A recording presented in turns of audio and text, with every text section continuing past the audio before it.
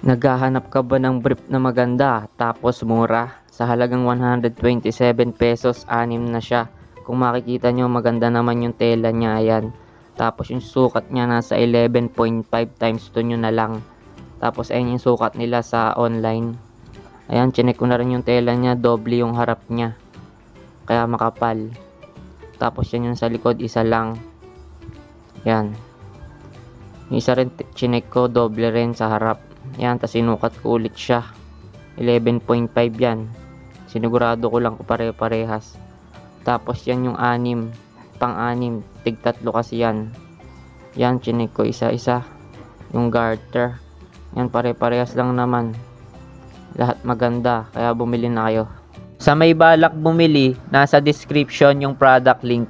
Kung gusto nyo po ng mga bidyong katulad nito, huwag nyo po sanang kalimutang mag-video sa like at mag-channel to my subscribe.